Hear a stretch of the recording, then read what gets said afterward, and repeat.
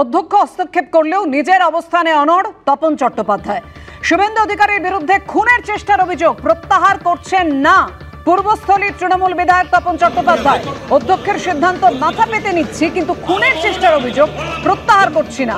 আবার এই ধরনের মন্তব্য করলে আবার বলবো, এমনই মন্তব্য পূর্বস্থলীর তৃণমূল বিধায়ক তপন চট্টোপাধ্যায়।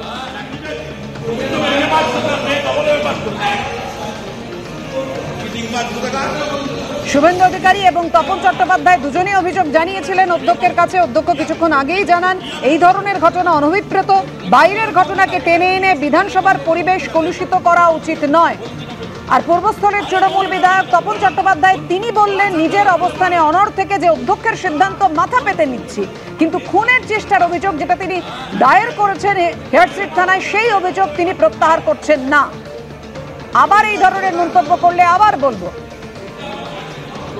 কথা বলবো, আমাদের সঙ্গে রয়েছেন আমাদের প্রতিনিধি উজ্জ্বল মুখোপাধ্যায়। উজ্জ্বল, কিছুক্ষণ আগে তুমি আমাদের জানাচ্ছিলে যে অধ্যক্ষ বলেছেন যে এই ধরনের ঘটনা অনভিপ্রেত, এটা বিধানসভার পরিবেশকে কলুষিত করে, তারপরও নিজের অবস্থানে অনড় রয়েছেন তৃণমূল বিধায়ক তপন চট্টোপাধ্যায়। এখন তপন চট্টোপাধ্যায়ের বক্তব্য খুব স্পষ্ট। তিনি জানিয়েছেন যে শুভেন্দু অধিকারী তার সঙ্গে যে ব্যবহার করেছেন, তাকে প্রাণে মেরে ফেলার হুমকি দিয়েছেন এবং তার মেয়ের সম্পর্কে যে মন্তব্য করেছেন সেটা সর্বত্রই মিথ্যা। আজকে তিনি স্পিকারের কাছে গিয়ে তার মেয়ের যে বিভিন্ন মার্কশিট রয়েছে তার একটা জেরক্স কপি জমা দিয়ে আসেন এবং দাবি করেন যে তার মেয়ে পড়াশোনায় কতটা ভালো, এইটার থেকেই এই যে সার্টিফিকেট সেটাই সেই চিহ্ন বহন করছে।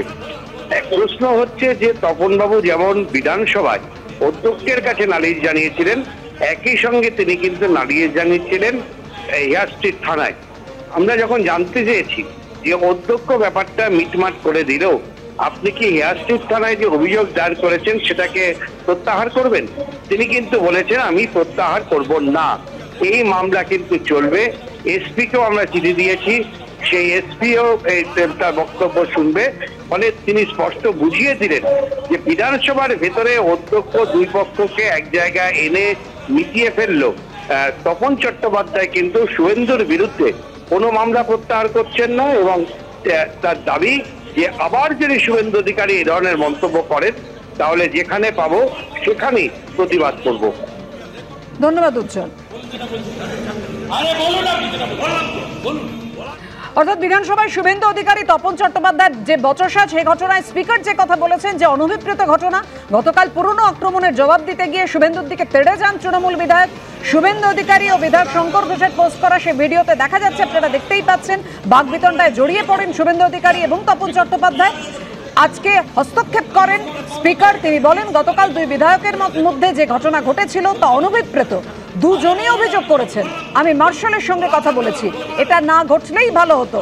সবাইকে অনুরোধ করব বাইরের রাজনৈতিক ঘটনা ভেতরে টেনে আনবেন না। বিধানসভার অন্দরে উত্তেজনা থাকে, কিন্তু বন্ধুত্বমূলক আচরণ করা উচিত।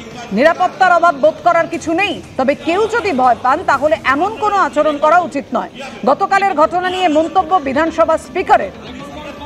স্পিকারের বক্তব্যের পর বিধানসভায় প্রতিবাদ জানান বিজেপি বিধায়করা।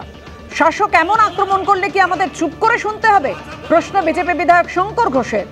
আপনারা এমন কিছু বলবেন না যাতে কেউ অসম্মানিত হন, মন্তব্য স্পিকারের।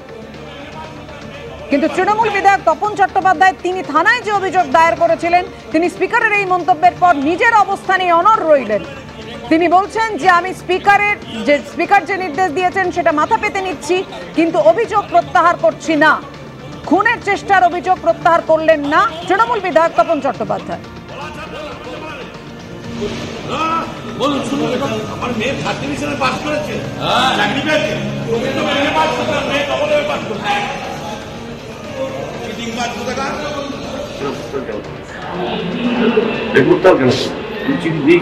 আপনি তো সবাই লিখেছেন যে আপনাকে খুনের হুমকি দেওয়া হয়েছে চিঠি।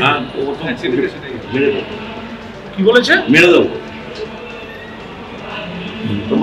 তারপরে আপনি বিধায়ক হিসেবে কোথাও কি নিরাপত্তার অভাব?